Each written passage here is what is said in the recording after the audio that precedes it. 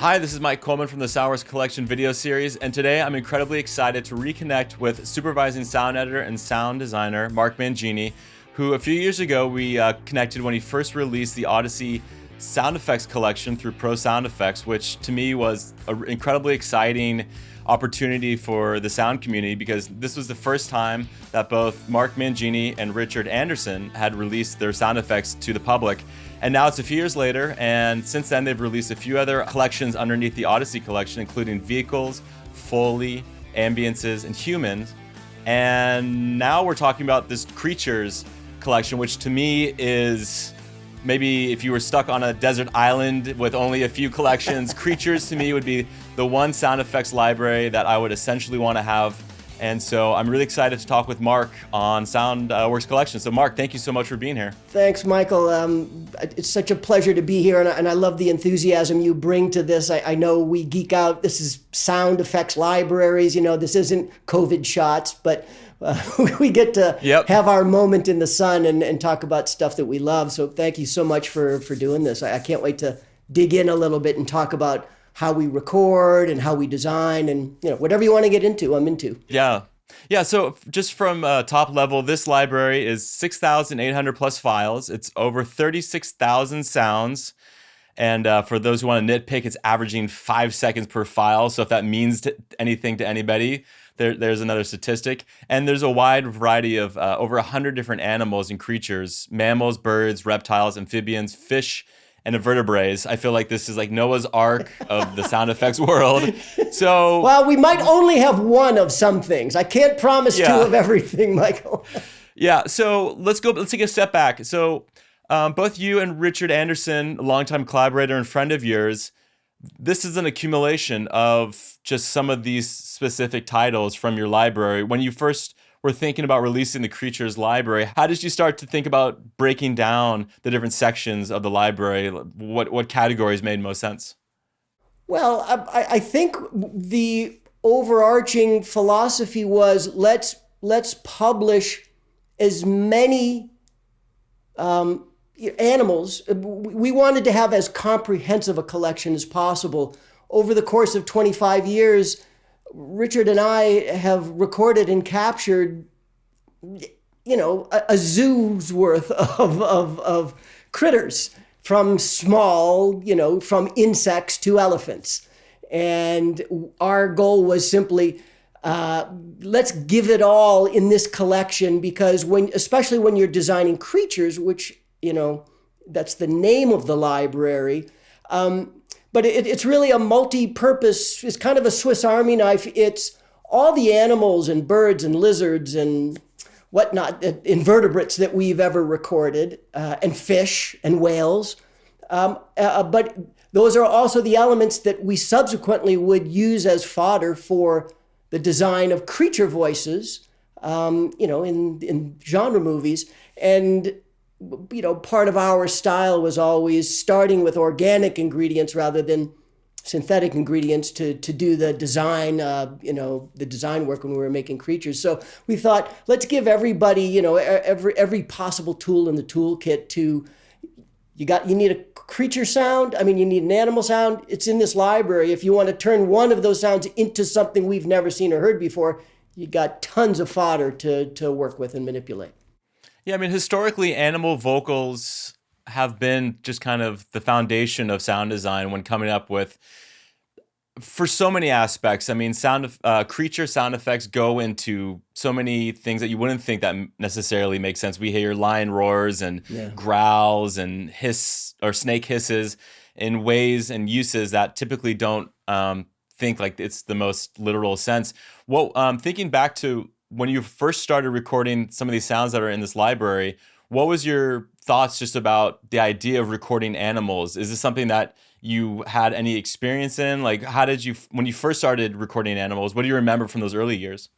As a journeyman sound editor, before I partnered with Richard, and before I really developed my skills, I learned the early tricks of the trade from my mentors. You go to the stock sound library that you had, and you'd take the lion roar or the elephant scream or the snake hiss, and you'd slow it down and play it backwards, and those tropes. And that got you started down the road to creating creature sounds.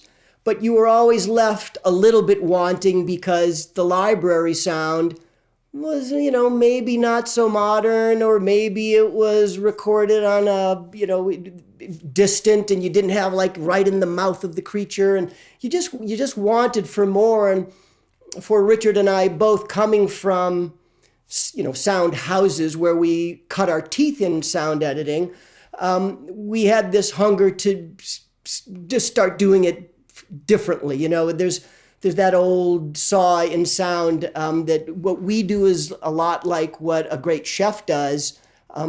The freshest ingredients make the most delicious dish. So too in sound, the freshest sounds make the best sounding soundtrack. And we recognize that to go to the next level, you have to start recording. When we met in 1979, I think it was, the first thing we did was we bought an Agra, which at that time, a 15 IPS reel-to-reel tape recorder, which was state-of-the-art at that time. And we bought the best microphones that we could get. We bought the Shep's hypercardioid CMC 41s. And we knew this combination was going to give us a real edge getting out into the field, if we could figure out how to do that, to start capturing the zoological world. So, look, it started in the early days before we got really good at this. Richard was and still is a gentleman farmer. So, of course, the early fodder was the pigs and chickens and geese that he raised. And you'd be surprised what you can make out of a pig or a chicken or a goose, once you bring it into your workstation and start whacking it up and putting some plugins on it. I knew we didn't have the really big, the big cats, which is what I wanted because it looked kind of furry and feline like a tiger or a lion. And I searched the phone book and made cold calls and found animal trainers that had big cats that would allow me to come out for a fee and hang around the cages and wait for them to do something.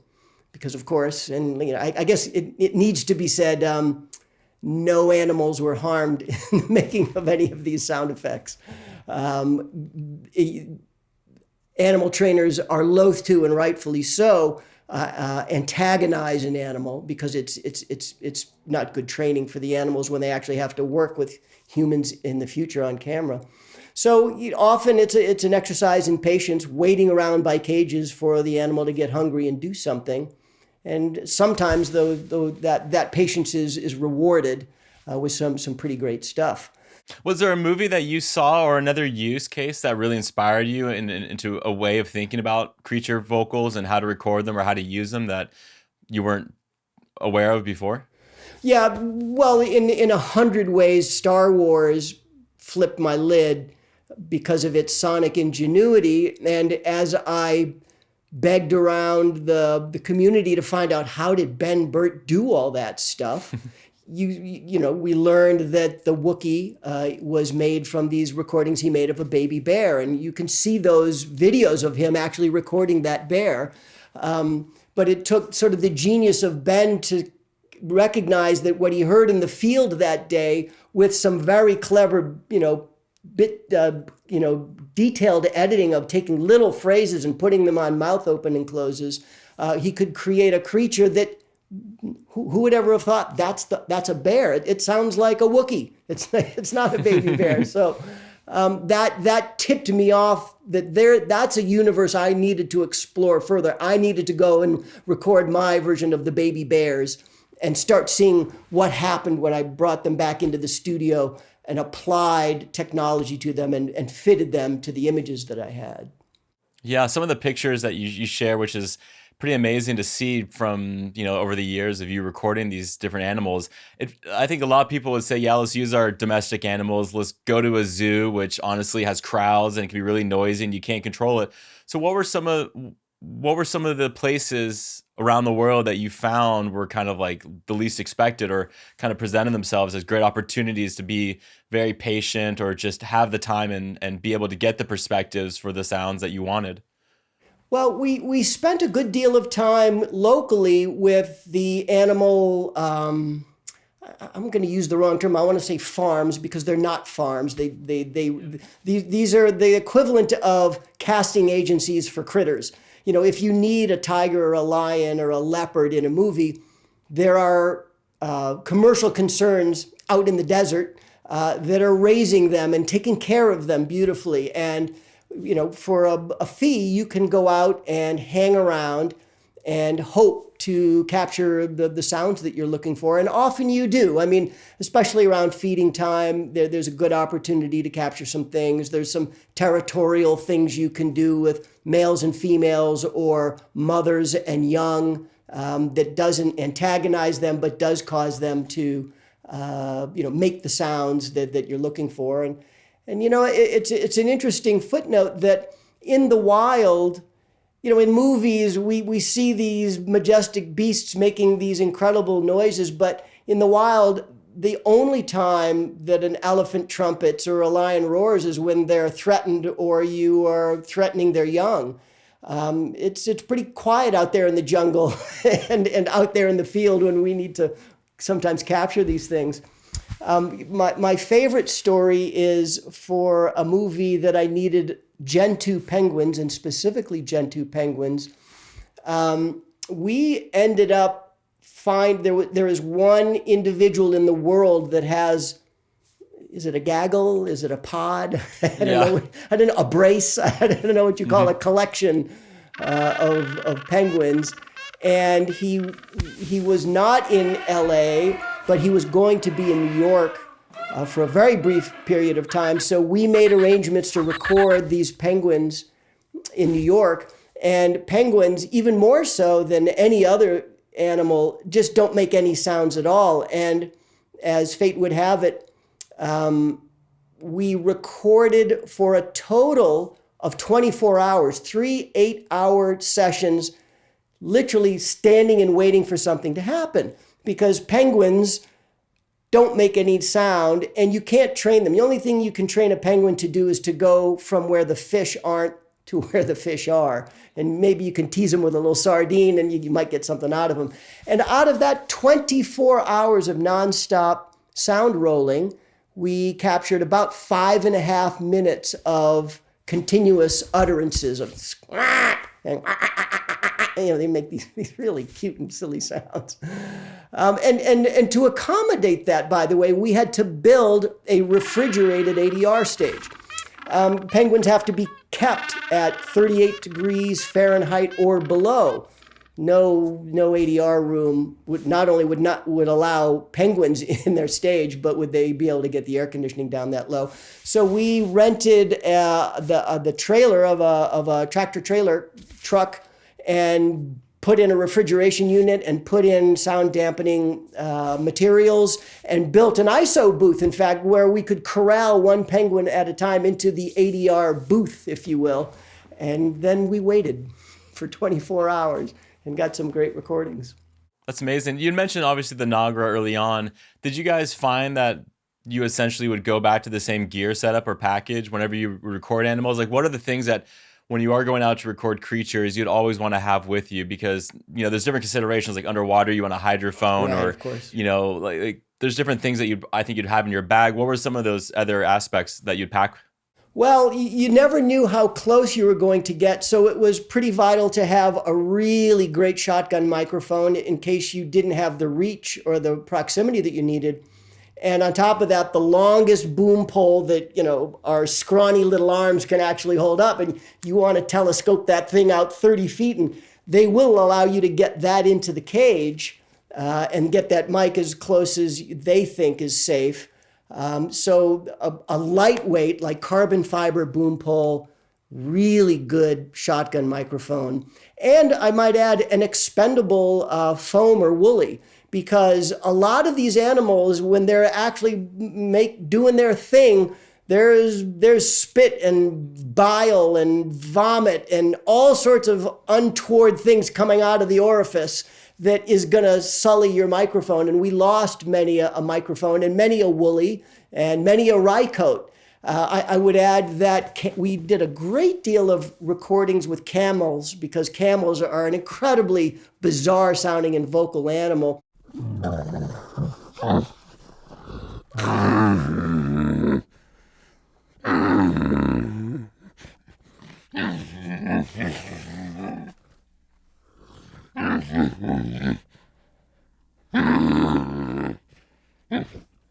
And like a cow, they have multiple stomachs, and they eat grasses and then they regurgitate them. And in the process, the stomach acid comes with the regurgitate, and it burns your skins. And my recording partner, Doug Hempel, and I learned that the hard way. You get too close to a camel and they go, and they spit this. It's like a bleach, and it bleaches your skin white, and you have to go to the doctor and get it removed because it can burn through. So there's a great deal of danger in this, and maybe we'll get to that as another subtopic a little later on. There's a great deal of danger involved in doing this correctly. Let's see, what else in the kit? Sometimes you can't even get near the animal, so it's great to have a radio mic, a transceiver setup. We do this with horses and some of the wild cats, where you can strap a mic, locally to the collar, transmitting, and you're a nice safe 50 yards away, and then they start doing their thing, and you get the close-up, the breathing and the panting, which is really hard to get even with a good shotgun microphone.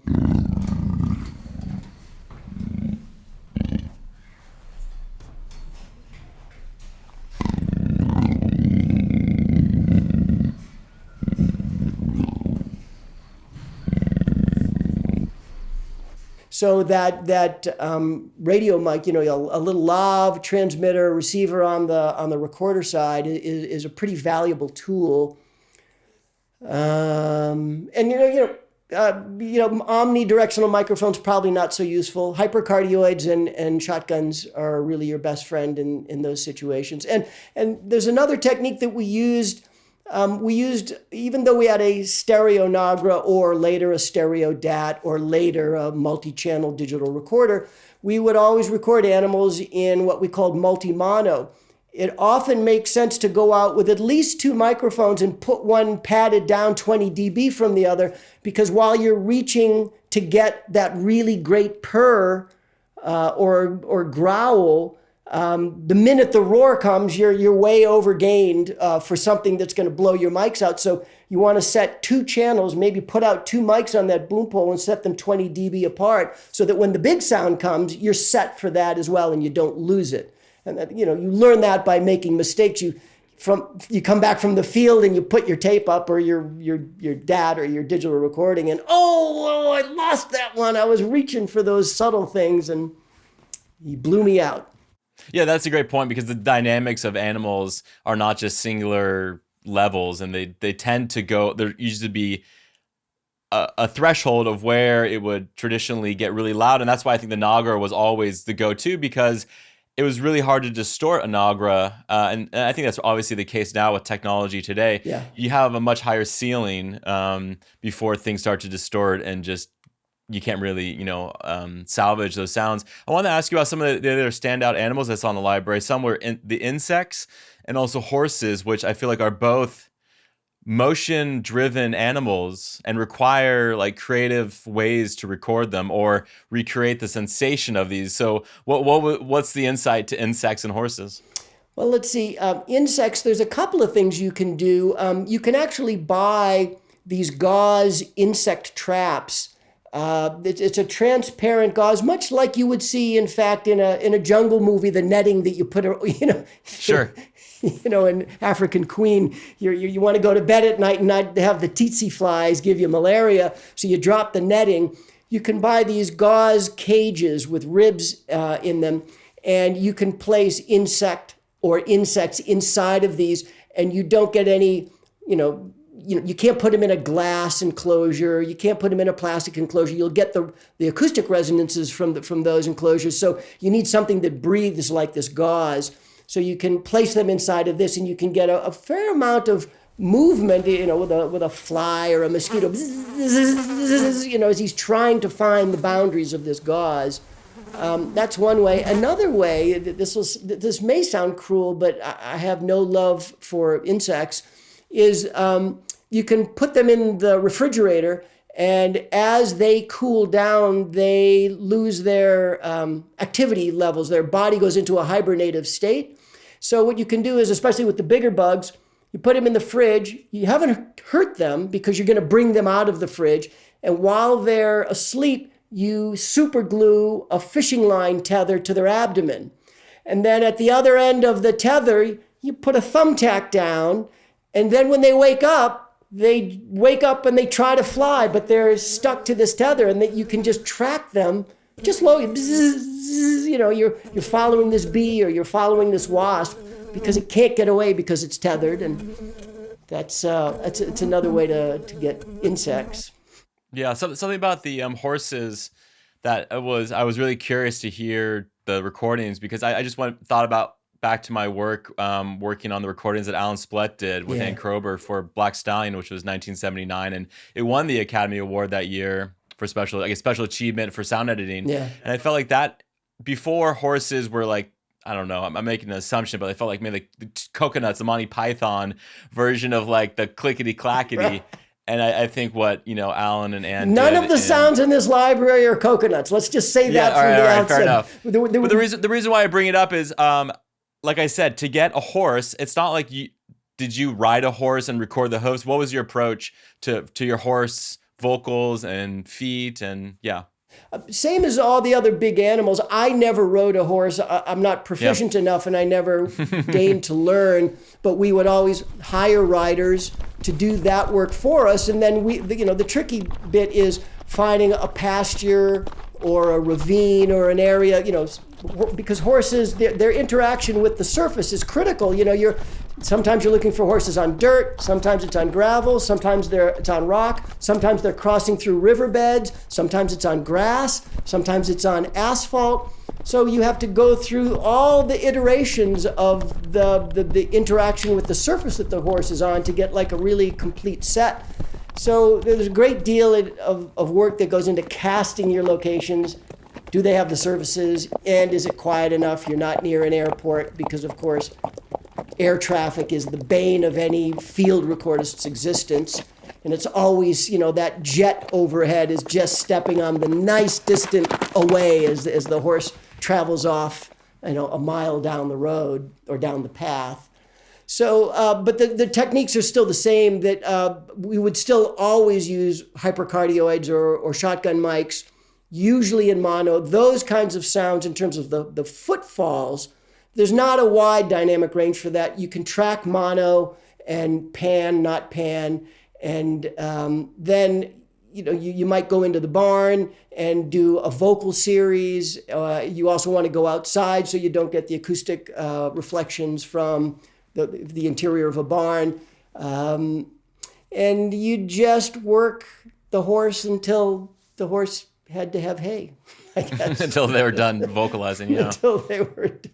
Yeah, and horses were a little bit easier. I remember the trainers having vocal commands that could elicit at least a pretty decent whinny from the horses on command. So those are pretty good.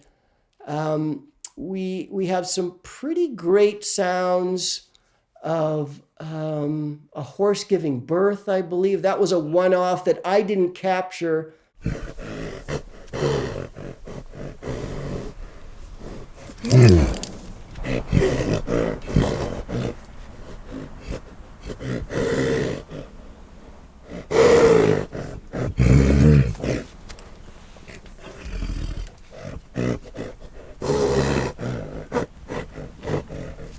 Horses are also a great source of creature sounds. I've made a lot of creatures out of horse vocals. Yeah.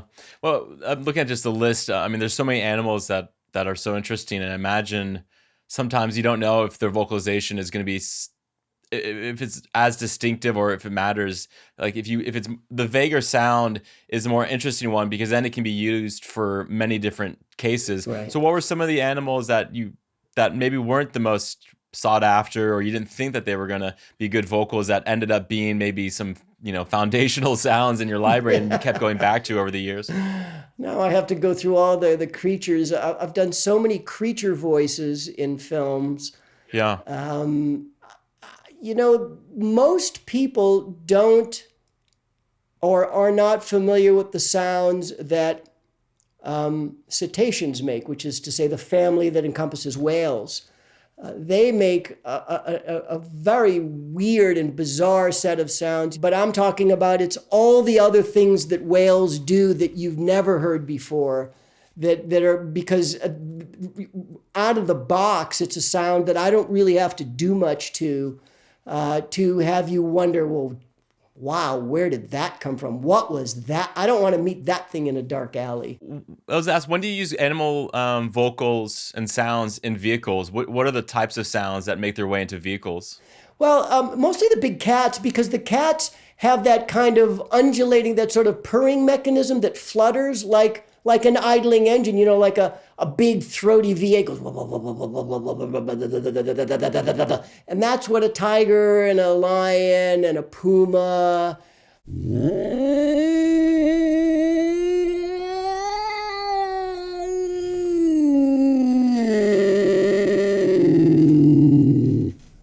And a cougar or an ocelot, they all make those kinds of vocalizations. And so it's easier to disguise animal sounds into the engines to just give them a certain otherness. We've been cheating animal sounds on top of vehicles, real or imagined, for a long time. In fact, on Mad Max Fury Road, we sweetened, my deconstruction of the story was I saw Moby Dick. I saw Immortan Joe as Ahab and the war rig itself as the great white whale. And he was obsessed with killing the great white whale. So we imbued the sounds of the war rig, which include big diesel V8 truck engines, but sweetened with whale sounds to anthropomorphize it, to make it sound more like it's a living, breathing thing. To us, the war rig was a creature. It was actually a character. I would argue that the war rig might have more screen time. The only people with more screen time than the war rig is Mad Max and Furiosa. And yeah, I wanted Mad Max. I wanted to make these vehicles sound like they had personality. So that was one of the methodologies, was imbue them with animal sounds. I mean, it felt like every vehicle had its own sound, its own tone, its own growl. It like there's something the animalistic nature of these sounds play into just our own visceral response. And well, exactly. I think, yeah. Well, that back to your original question, that's an important psychological underpinning to why we use real animal sounds for creatures and monsters and aliens, because they excite some lizard brain response in us. We have, this probably goes back to pre-primitive man. We have an inbred response to danger when we hear a ferocious animal, emit those growls and roars, because we have to hightail it and run. And I think we're working on that same subliminal level when we use these same sounds acoustically recorded for creatures. We want to instill that same amount of instinctual fear that none of us can really run away from. Yeah, I'm thinking early, long back in your career for you and Richard for the Indiana Jones films. There's some snakes in there. There's some tigers, and I mean, do you remember any of the record trips that you were making early on for that film or around that time? Well, the biggest trip I made for Raiders, my responsibility was for the monkey, the pet monkey, who was Sulla's sort of pet, and I went all over Southern California to every zoo, every animal trainer, to find those small simians. And I quickly discovered, though I recorded, and all those sounds are in this library, a wide variety of monkeys and chimps, although that was a monkey. I believe that was a capuchin, and I captured a lot of capuchin monkey recordings.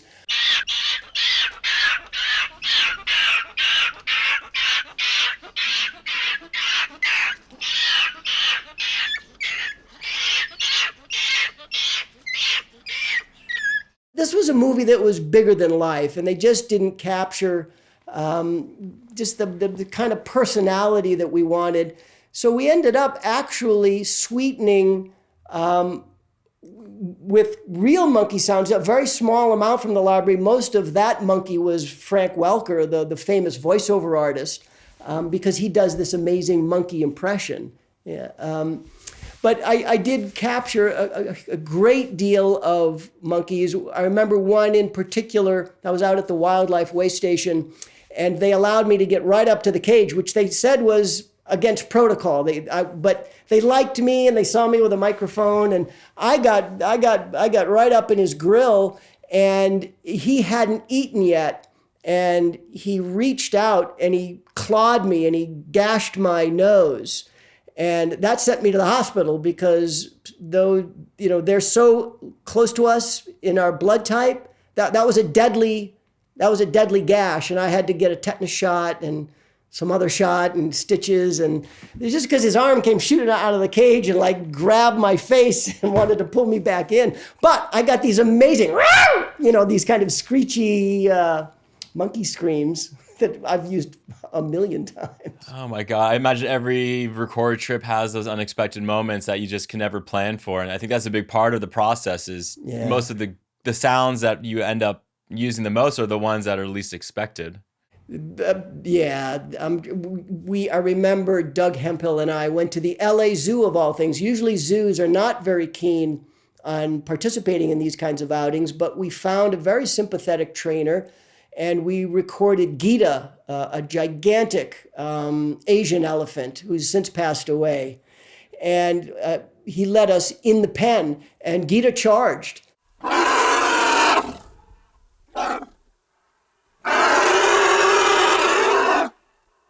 Doug and I was booming, and Doug was recording, and we had to hightail it between two concrete bollards, but because we were tethered, we couldn't move very fast, and we really felt that primal fear as we made our escape behind the concrete barriers, because we were that elephant's mouth was right here. I could smell hay and grass or carrots or whatever elephants eat.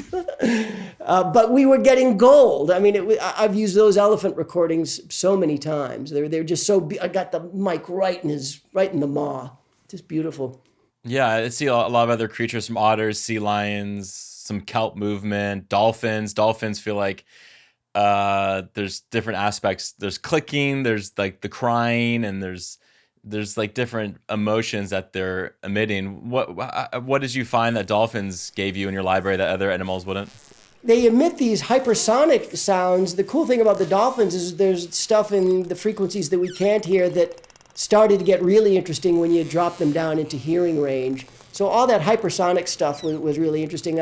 I wanted to get the classic flipper sound, and I'm not even going to attempt it. We guttural sound, we know what the flipper sound is. I could never get that cackle or whatever we call it. But we got a lot of really great clicking. We got the sonar sounds that they emit. And we got the high frequency, that sort of piercing, squealing sounds. Those were pretty good. Yeah. When you started getting into canines and dogs, what did you find? There's so many different domestic types of dogs. What was the secret sauce? What was your takeaway of working with domestic dogs besides maybe getting them hungry or getting them to vocalize or to perform for you? Well, it's a number of things that usually involved a trainer if it was a specific dog that I had to have, and they came with a trainer. And most dogs are easy to train to at least make the barks and the growls, and sometimes even the whimpers.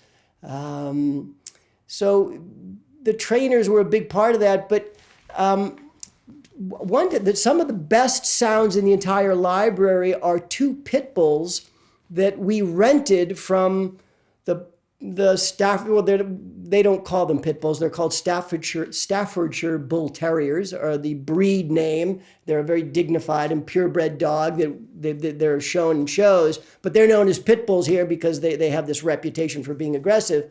We were disavowed of that very quickly by the trainers and owners, so much so that we were allowed to take two dogs home with us from one of the breeders. And my friend John Pospisil and I brought them into our studio over a long weekend and just by just loving them, just cuddling and tickling and pulling on their tails and, just playing with these dogs in close proximity. We got them to do play tug of war with them. We got them to make these crazy growls and just these otherworldly sounds that you never thought would come out of a dog.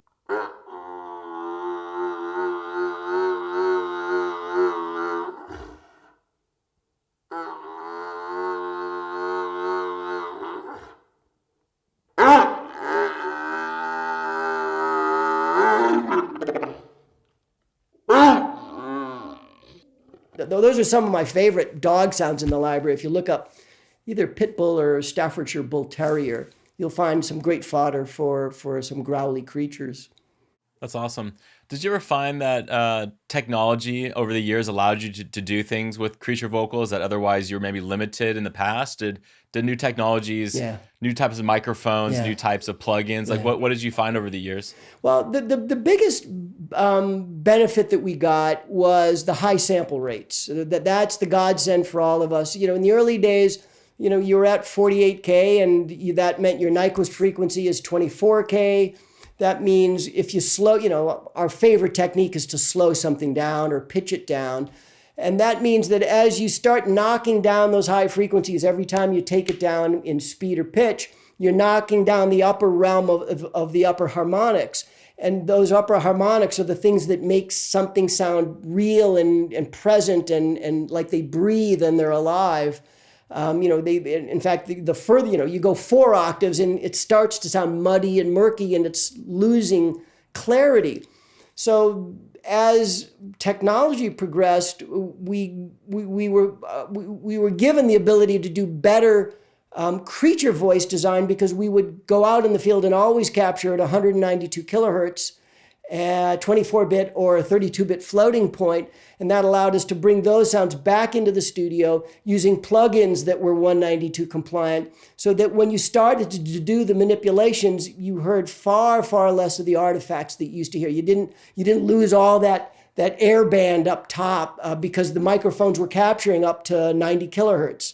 And so, you knock down 90 kilohertz, you're down at 45, you knock that down another octave, you're down at 22 and a half, and you're still well above our hearing range.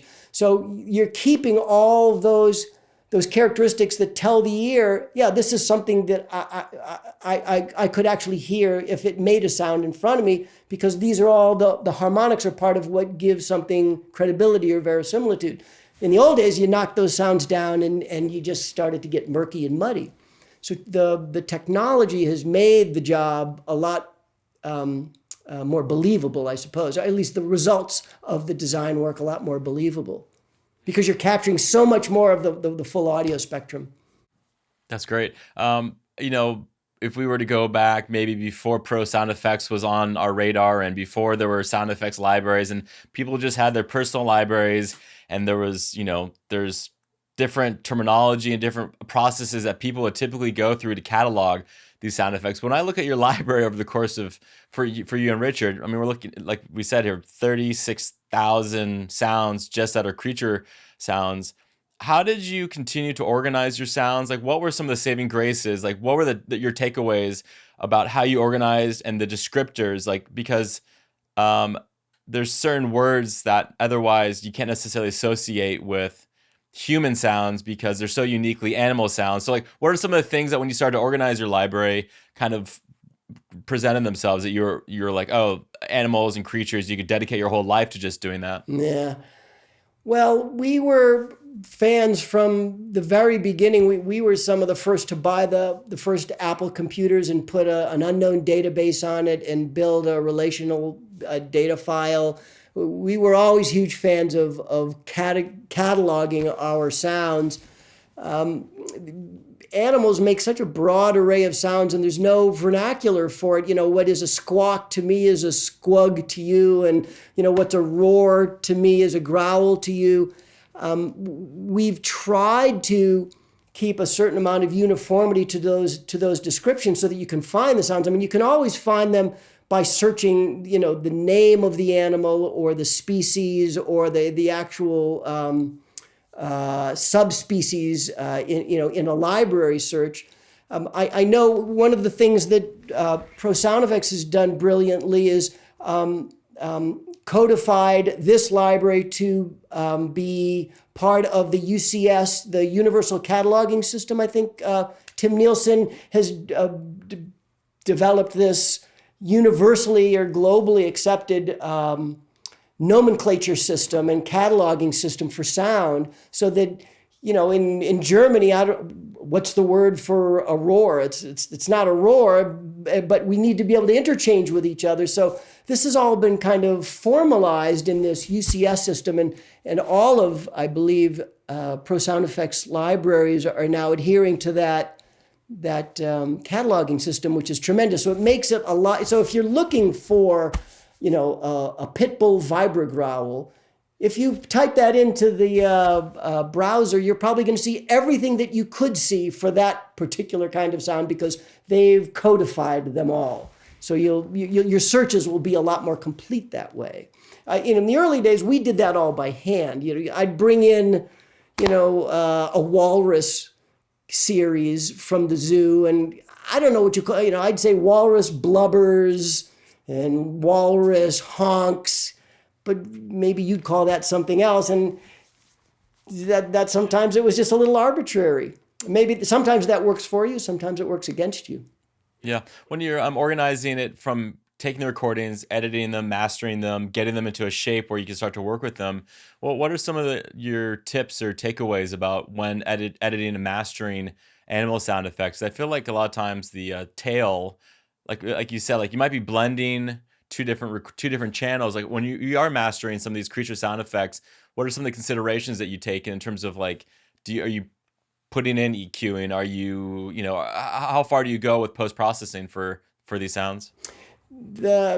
Pretty far, especially now with tools like Isotope that can solve, and this is another beautiful part of what ProSoundFX has done with our library. In the early days of analog recording, long before there was Pro Tools and long before there was the ability to like extract a sound right out of the middle of a recording, like with spectral repair, we were stuck. If we were recording a great animal and a plane drove by or somebody shouted off in the distance, that was married to that recording. And so, process number one in mastering is to remove all the dreck, get out the background sounds that aren't a part of,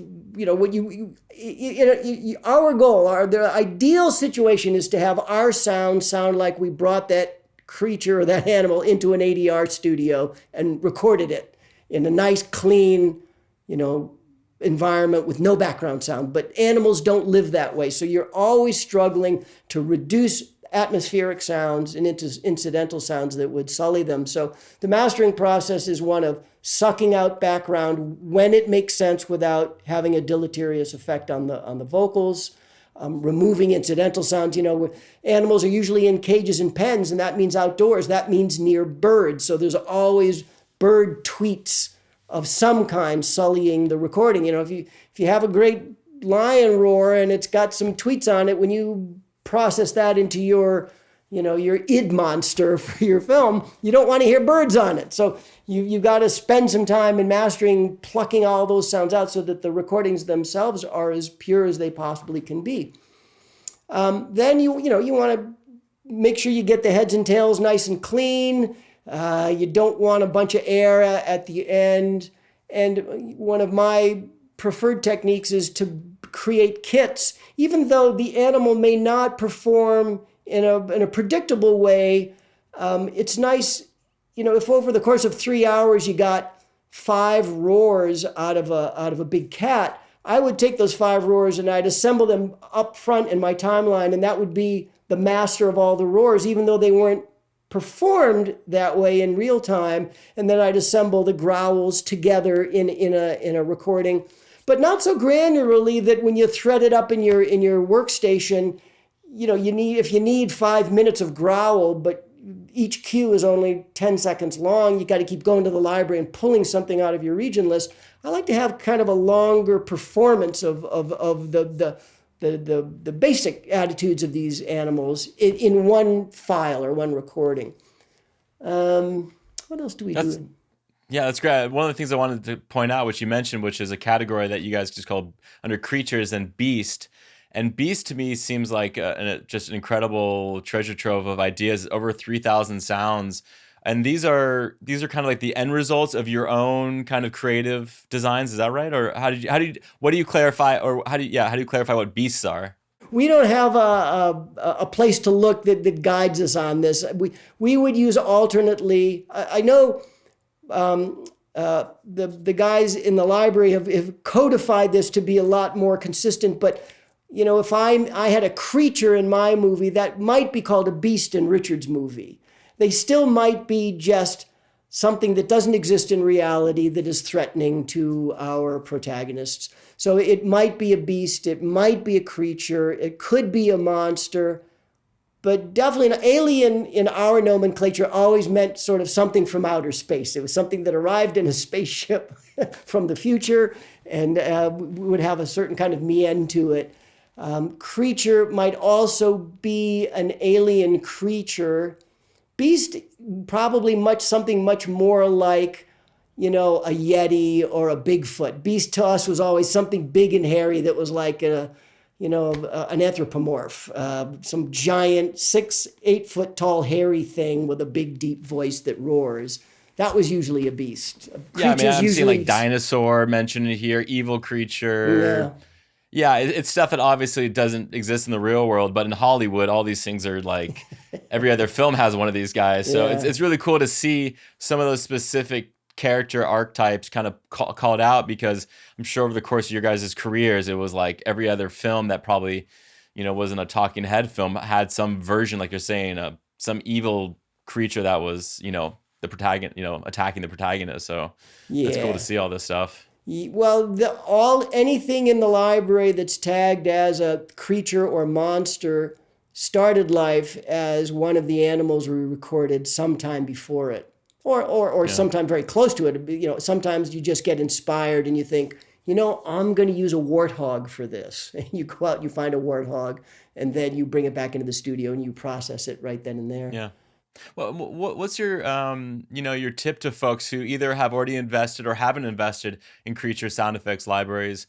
What are they, for folks who don't have it, what are they missing out, or how much, obviously, like you've alluded to, how much opportunity it's given you in terms of having creative sound design, but what were some of the other unexpected outcomes of these creature vocals, non-literal uses that, you would say, hey, folks, like, creatures to me represent maybe like a third of the sounds that I'm always using, or what's your pitch to folks who have never had a creature sound effects library? Well, I suppose the pitch is this is a pretty formidable creature sound effects library, and you can dip into that well a lot of times without ever repeating yourself, which you might not be able to say with another creature voice sound effects library. But we've also given you the raw elements to go do it on your own. Now, I recognize that there are schedules for certain kinds of entertainment that don't afford you the time to either record them, much less come back and then spend your valuable time doing something to them till they sound like the monster you heard in your mind's ear. So you have a great opportunity to use sounds that have never been heard before, and maybe not repeat yourself or sound like somebody else's library. And then with just a very, very small amount of effort, you can go back into the animal portion of this library and find some of those crazy sounding animals and tweak them yourself and make them into something new and fresh for you. Yeah, that's great. It's just something, obviously, like people won't really know how they're going to use it until they use it, because there's so many alternative uses for animal creature vocals, and it doesn't have to be just for the literal sense. You can just create, like, I think every car in Mad Max was an animal sound, and right. It's something we felt, but we didn't necessarily have to feel like, oh, well, that's the bear, or that's a cougar and stuff. Yeah. I was recording killer whales, and though we captured their blowhole. I couldn't get out to the ocean to record an actual humpback whale blowhole, but killer whales are pretty huge and formidable. I think we went down to Marineland or one of those marine parks down in San Diego area, and we got these great sounds of them, blowing air and water forcefully through the tops of their heads.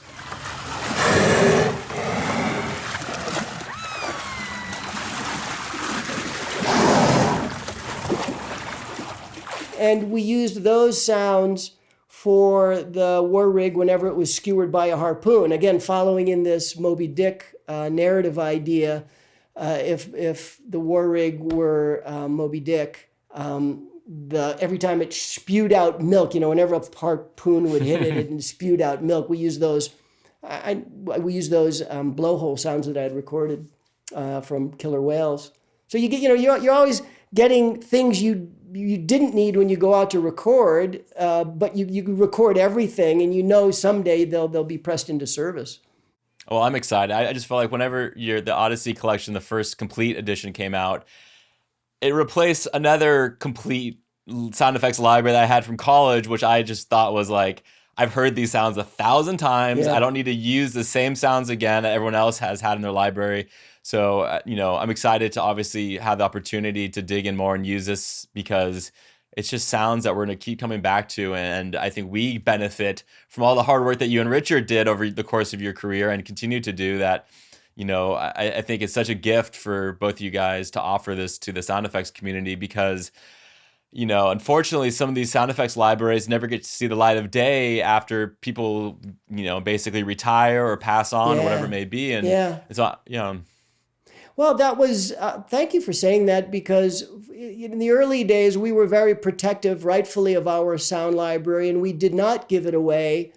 But as we matured, we realized that there was a huge asset, and it would be this was a huge asset, and it would be a shame for it to disappear from usage. We've gotten so much joy, Richard and I, out of using this library for decades and decades. It seemed a shame. Richard is now retired, and I'm 64, and I'm some number of years closer to retirement than you are. Yeah. So I didn't want to see this not appreciated, because I get a giggle, and this is how much of a nerd I am. I get a giggle when I hear my sounds in somebody else's movie now, because it's being used, and I love that. That's awesome. Yeah, so for folks, obviously, there's the Odyssey Collection, the complete version. Like we said, the vehicles, Foley, ambiences, humans, and now creatures. So, yeah, Mark, really, it's such a pleasure always talking with you. I think if I chatted every time you released a sound effects library, I would not have any time to do anything else, because I can't imagine what else is on your hard drive, and I'm excited to see what the future unveils. But yeah, thank you so much. I have some really, really cool stuff coming. I'm just building up a new kit of things. There's going to be some new animal stuff that I've been working on. There's going to be an interesting collection of body sounds that's coming out that's going to be really weird. And there's some musical stuff. So unusual samples of musical instruments that I think is going to be a really useful design tool. Well, for folks who want to check it out, it's prosoundeffects.com/Odyssey, where you can start going down the rabbit hole of the Mark Mangini and Richard Anderson library. And yeah, Mark, so great to see you. And I'm glad you're well, and you haven't given up on finding that perfect sound. So thanks so much. I keep doing it. Thank you, Michael. It's a pleasure.